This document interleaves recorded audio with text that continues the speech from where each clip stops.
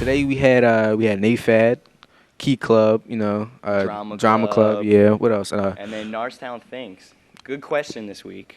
Okay, and we talked about zombie apocalypse. So CJ, what would you do during a zombie apocalypse? I'd probably go to Walmart, get me a gun, stock up on all the stuff I need. Walmart's giant. You could just post up in there until it's all over and done with. Yeah, but Walmart definitely has a lot of things, but I don't think it has guns and stuff. Certain Walmarts do. Down Oh, south. okay, if you say. Well, today that's what we have for our Eagles Eye, so let's check that out. Hey, I'm Christina Baez here with Sarah Kinsey, and we're here with another segment of Norristown Thinks. What's our question for today? Our question for today is, what would you do in event of a zombie apocalypse? Ooh. If zombies were attacking, I'd probably run really fast and cry. In the event of a zombie apocalypse, I'd probably, make some lemonade, invite them over to my house, try to come to a consensus like, oh, hey, don't blow up the school, don't take away human existence, join us or something funny like that.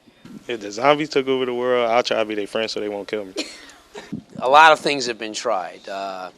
Large caliber weapons don't really work. What you need is a baseball bat with nails driven through it. Okay? And there doesn't have to be anything special about the nails, but it helps if they're rusty. Okay? And any zombie you see, you point at the 400 on the wall and you drive the head over that 400 number. That head is out of here! I would probably kill myself. Kill yourself. Yeah, I'm afraid of zombies. Pull a Resident Evil to start blowing zombies' heads off. I don't know, man. Well, first make sure that my family's all right, and then go on about my business, making sure that other people were fine and all that. I will use the guns if I have to enforce anything. So I will have to make sure that everyone will be safe and out of harm's way. The most important thing to remember in the case of a zombie apocalypse is that you cannot just randomly go about killing zombies willy-nilly. What you actually need to do is to hunt down and kill the head zombie, and then all the other zombies will die in turn. In the event of a zombie apocalypse, I am running as fast as I can. You kids will be on your own. See you later. Hi, I'm Mike Keenboy here with Prentice Amos. And we're on the stage in front of the set of the Drama Club's play, Dessert Theater. Dessert Theater, yeah. Yeah, Dessert Theater. We interviewed Devin and Tyron about this Dessert Theater. It's actually interesting, the kids at our school really make the play come alive. So yeah, let's check that out. Hi, I'm Christina Baez here with Tyrone and Devin, seniors from the Drama Club, and we're here to talk about Dessert Theater. Thank you for being here with us. So, what is the play? The play is called, it's a musical called Return to the Forbidden Planet. What is it about? The play is about, it takes place on a shuttlecraft, and you get to see the whole crew of the ship working together, and basically there's different characters, and my character is a science officer. So I'm just walking around patrolling everything. And meanwhile, the crew, they pick up my estranged husband and my daughter off of a planet. And everyone finds out that I have this big secret. What is the storyline based on?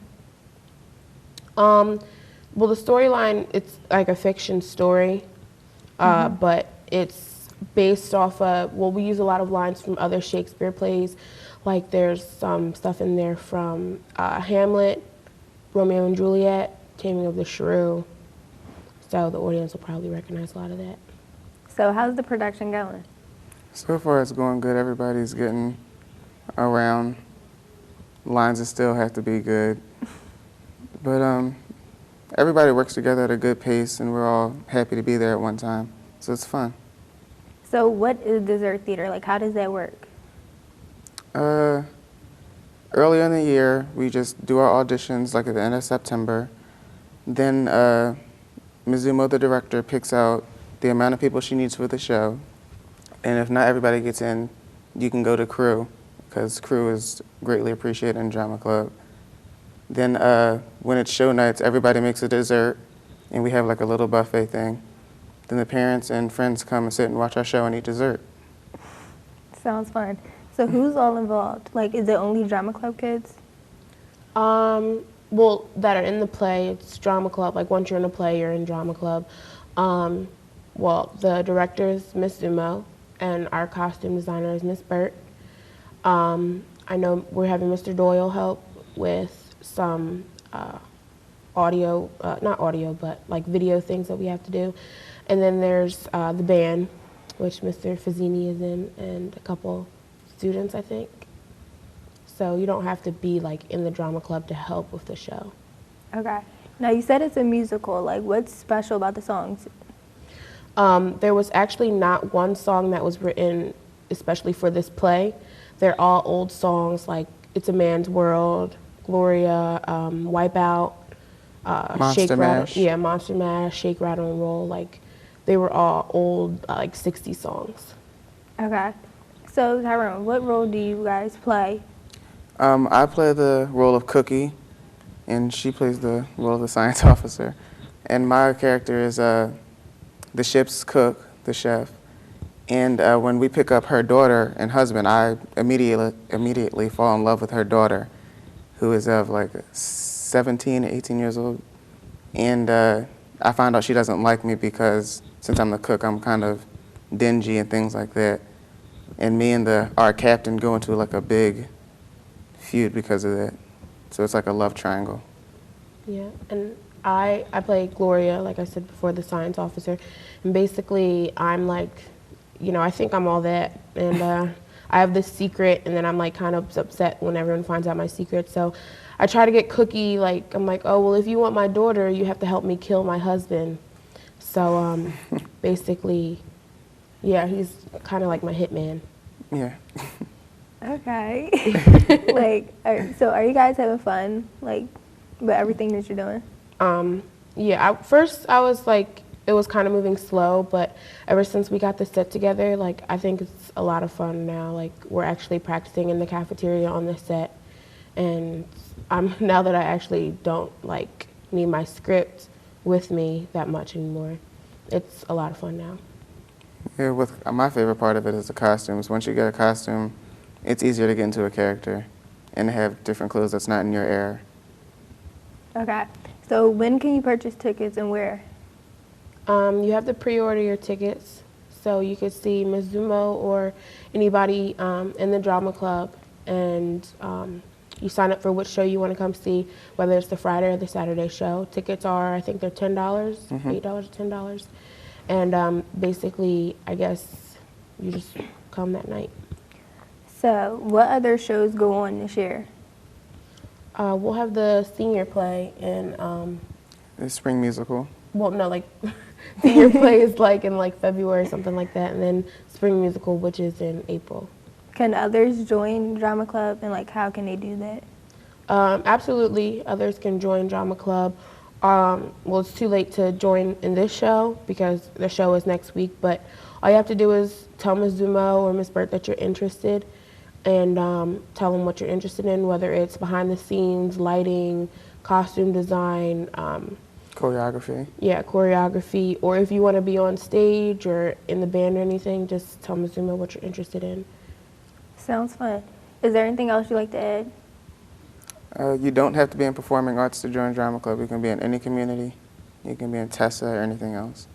Okay. And definitely come out and see the show. I think it's going to be a good one. I should be there. Sounds interesting. Thank you for being with us. And I'm Christina. Now back to Eagle's Eye. Hey, I'm Christina Baez. Here with Jessica Sweeney. And next is our interview with NAFED, Norristown Area Fight Against Drugs. We interviewed Tom and Monica about NAFED. It's a pretty interesting club. They like to fight against drugs. They don't like it to be an issue in our school. Or our community. And apparently it's Red Ribbon Week. So let's help support NAFED in the fight against drugs. And buy a red ribbon. I'm buying one. I'm buying one too. Let's go check this clip out. Hi, I'm Kristen Baxter, and I'm here with Monica McGuire and Thomas Smith about NAFED. Hello. Hi. Hi. What is NAFED? NAFAD is an organization that has started before we even got here. We're just going to inform students, and not just students, but parents, on to side effects of drugs. So what does it stand for? Stands for Norristown area Fight Against Drugs. Okay. What are your goals in NAFAD? Our biggest goal is to inform, to give the message out there so people can understand if they do decide to do drugs, what are the side effects and what's the causes, what causes things to happen to their bodies. Just everything about it. Okay. So what activities do you plan to do to get the message out? Right now we're doing Red Ribbon Week, and we'll be handing out red ribbons during lunchtime, getting the message out there while the students are in school, and we plan to go outside of school as well. Yes. Also, we want to get the opinions of the students. What do they see? What are the more drugs that are happening now other than the last 50 years? So what's the difference, the transition? Okay. So is NAFAD only in high school, or is it a community thing? It's more of a high school thing, but we are trying to broaden it and bring it to a community thing because we want to expand, not just stay small. Okay, so you don't want to just be in Norristown, you want to be so Yes. everyone knows, So everyone knows. can get the information. Statewide. Okay. So who can be in NAFAD? All students. All students? As long as you're willing to go out forth and do the work that we try to do, informing people and just getting the message out there to them. Cooperating, sign up for various functions. Yes. So when was the first NAFAD meeting? It was in September. I think it was the second week. It was a Tuesday. We have meetings every Tuesday in the cafeteria. During homeroom. During homeroom. So how was NAFAD started in the school? Do you know? I can't really say I know because it did start before I got here. My first year was last year. Both of us was last year, so we're going on our second year. So NAFAD's been around for a while? Yes. It's But most likely it was started by students because that's how all clubs get started here. So it's just probably took one student to get the word out there. So that's all it takes, one student? Yeah. Yes. Okay. Is there anything else you'd like to add? No, not really. Oh, NAFAD tries to do an organization every month, tries to get the word out there. So there's a main thing you do? Yeah, one function per month, and it's usually something new and different, like prom season, summertime. So what would you do around prom season? The prom promise that we do. You make a pledge to yourself to stay away from drugs, alcohol. Okay. And the promise is not for us because we don't know what you're going to do after. But the promise is to yourself. If you can make a promise to yourself and keep your word to yourself, then you can be really successful in life. So it's not for someone, it's for yourself. Yeah. So what you can do for you? Yes. Yeah, and it's mainly a reminder. Okay. So thank you for coming. Thank you. Thank you. I'm Kristen Baxter, and now back to the Eagle's Eye. Hi, I'm Prentice Amos here with, Kristen Baxter. and we're here to talk to you about transition services. We're talking to Mr. Payne about transition services, which is with colleges and helping students get into it. So let's go check that out. Hi, I'm Sarah Kinsey here with Mr. Payne from Transition Services. Good to have you here, Mr. Payne. Nice to meet you, Sarah. It's great to be here. What exactly is Transition Services? Well, Transition Services, to summarize, has to do with programs for students that have what's called an IEP, an Individualized Education Program. Students that have some type of a disability, whether it be very minor, like a learning disability, or even students who have much more special needs. And these services are all the way through high school. I'm an extra person in addition to the college career director, the counselor, the teachers, the parents, and the student to help them with this plan as they go through high school to prepare them for adult life, whether that be going on to college. Graduation is number one. College, or going into the workforce, or perhaps the military or a trade or technical school.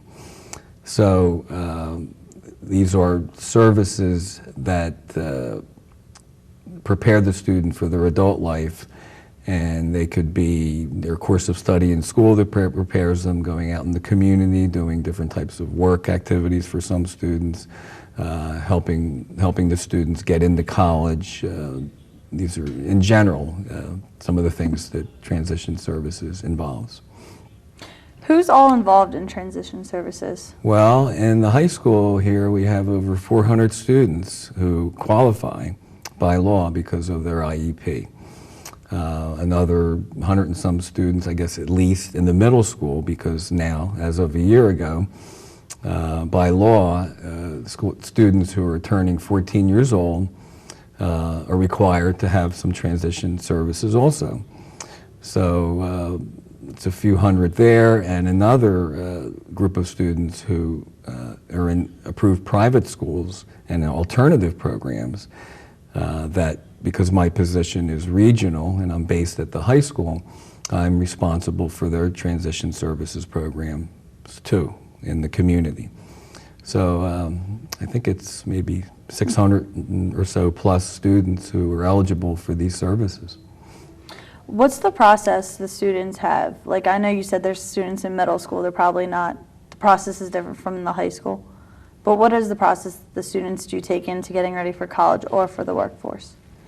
Okay, let's take college first. As a matter of fact, just this morning I met with one of the guidance counselors and the students, what's called their IEP case manager that oversees that student in the building and writes their IEP.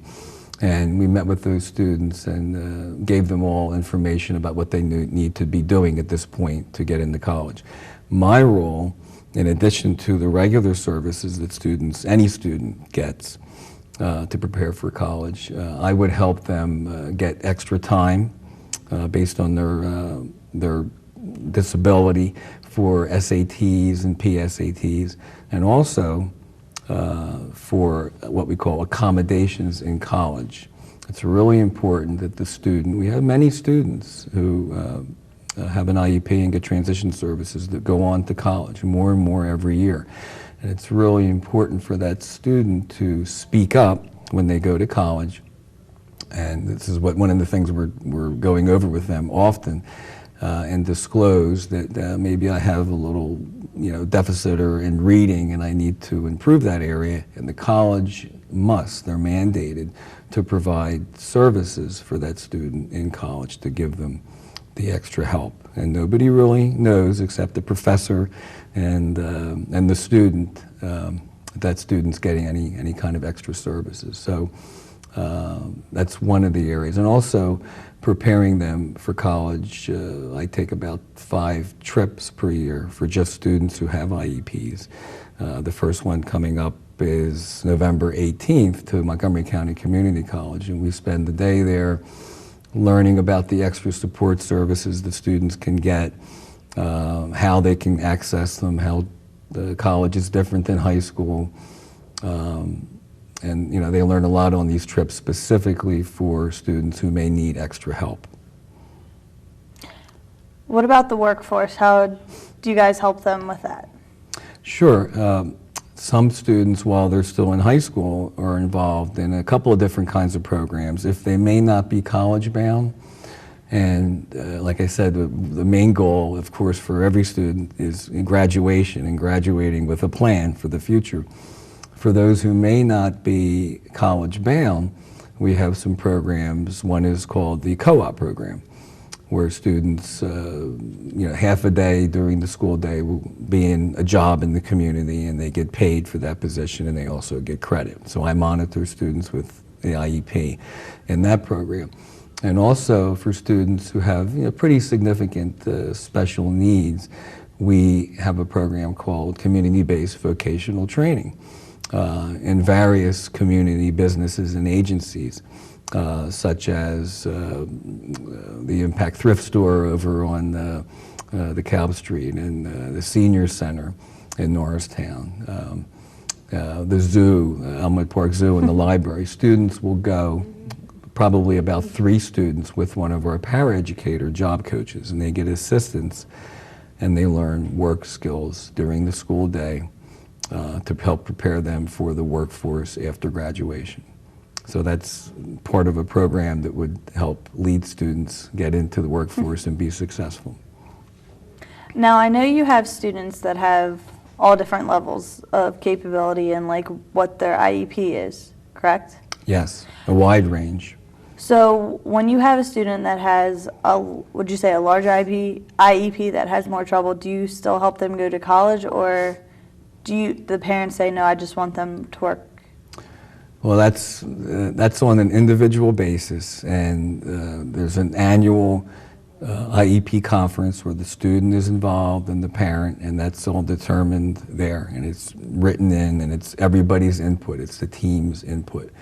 So, and of course we look at what the student is perhaps capable of their education levels and try to match that up with the goal, whether it be college or going to the workforce. But high expectations is number one. If it's possible at all that the student can be successful in college, that's the route we take, of course, with the accommodations that they are eligible to get at the college to help them be successful. So it's individual, it's very individual. Yeah. Now you're talking about accommodations through college. Can you go into a little more depth how colleges take a part to help the student succeed and become a college student actually? Okay. Well, as I mentioned, when the student is going on to college, they would have to disclose or tell the college that in high school, they received some extra help, and they provide documentation for that to show the college. The most typical kind of accommodation in college is extra time on tests, and they can provide that. Although if a student maybe has some type of, is intelligent, but maybe has difficulty writing, they might provide a tape or a CD with the notes from the professor's session, or a scribe, another person to help writing, or even somebody else's notes. They can set up all these different kinds of accommodations, and these offices at colleges are very good at doing that, and it's all on an individual basis, but there are some examples that students would get. How does this benefit the community, and what does the community do to help you guys? Well, there's no doubt in my mind that without transition services for students who have some type of special need, we would not have the graduation rate that we do without these type of services. For students who may be going on to the workforce, if we didn't have some of these programs where we're getting them out into the community and maybe out of school for the full day, they would drop out sometimes. And the extra support for the students going on to college as well. It's an overwhelming process, as everybody that's been through college knows, and for a student that may need some extra help, it's even more difficult. So, and for the community, our programs of students going out into the community helps them just by, our overall, our public image, and also the support we provide for the community. Well, thank you so much for being here. Okay, thank you. I'm Sarah Kinsey here with Mr. Payne. We just talked about transition services. I'm Kristen Baxter here with Hakeem Boyd, and we did an interview with Key Club. What is Key Club? It's a club where they do community service and they volunteer around the community. We actually interviewed Julia Moses, who's the president, I think. So let's go check that out. I'm CJ O'Brien here with Julia Moses. Hey, Julia. We're going to be talking about Key Club. So, Julia, what is Key Club? Key Club is a high school club that focuses on the community service, where students can freely join, and we help out with the community. All right. Do you know why it's called Key Club? Well, it's a form of the National Society, Kiwanis, which this is the high school version, so it's called Key Club. I'm not exactly sure what the KEY stands for, but I do know that the K stands for Kiwanis. All right. Do you know how long Kiwanis has been around? I have no idea. It's been around for a very, very long time, both in the national area and the high school itself. All right, and what does Key Club do exactly? We help wherever we are needed. We go out into the community and we do all sorts of things. We do walks, we help out at the discharges from the mental hospital, we serve them dinner. We do all sorts of things. We help out soup kitchens, gift wrapping. That sounds pretty cool. Do you work with any charities? We work with lots of charities. We have lots of contacts, such as the Laurel House, which is where abused women go to for safekeeping, so that they aren't abused anymore. And we're not allowed to know where their location is. So we have special contacts so we can get in touch with them, and along with other charities and stuff. That's pretty cool. A little sneaky right there. Have to be. All right. So what would you say your most rewarding thing has been involved in Key Club? When you go out into community and you're helping people, especially like unfortunate people who don't have a lot of stuff or anything, and you give them like a winter coat for the winter, and they say, thank you. Is that something that Thank you so you're much. gonna hold on to? Oh yeah. That's pretty cool. Who are your adult sponsors for Key Club? Our adult sponsor is Ms. Somar. She's the chemistry teacher here, and she's the best sponsor ever. Fun lady? Yes. That's good. Now, who can join Key Club? Anyone can join Key Club. So I could join? You could join Key Club. My sister can join? Yes, your sister can join. Good. Are there any guidelines you need to get into Key Club? Well, no, but you have to do work. You have to do community service, which means you should join for doing what you love. All right. Now, when do you guys meet? We meet the second and third Thursdays of each month in one of the balcony rooms, which is pretty good. Sounds pretty good. Do you guys have fun during your meetings and going out? Oh yeah. Well, meetings we don't go much out. We usually give a heads up of what we're doing. But when we actually go out and do the activities, we have a whole lot of fun. Sounds pretty cool. Anything else you want to tell the people about Key Club? Well, it's a very rewarding experience. I mean, a lot of people think it's a lot of work. It's community service. I'm not getting paid for it. You can enjoy it. You go out with your friends and you have fun. It's like getting together, and then you get out and help people, and then just like the look on their face is just a rewarding part of it all. So that sounds pretty good. So all the people out there, don't be lazy. Join Key Club. Help out the community. I'm CJ O'Brien, and back to the Eagle's Eye. Hi, I'm Kristen. And I'm Brittany. And I hope you enjoyed the show. I thought it was a pretty good show. And we had about the PSATs, which you took, right? Yeah, I guess they were pretty hard, but I'll be prepared for the SATs at least. And I got the extra sleep, so that Lucky worked out for me. So, I think I'm actually going to join Key Club because that sounds like a really fun program, volunteering, helping people. and of course, Drama Club. We're both in the show, so it's next weekend. If you want to see the show, it's October 23rd and 24th in the cafeteria. All right. Well, tune in next week for another Eagle's Eye. Yeah, Drama Club is cool, you know. They do. Oh my! Cut, man, cut. And we're here to tell you about our interview with Nathan. They're our Norristown area fight against drugs, and they work in our school and around our community. Hi, I'm Prentice Amos here with. I'm Kristen Baxter, so we're sorry. What time is it? Anybody know what time it is? Is that my lateness meeting? Hi, I'm Kristen Baxter, and I'm here with Monica and Tom with NAFAD. Hi. So what is Hello. NAFAD? Can we start over? Yeah. NAFAD. You I got answer this. it?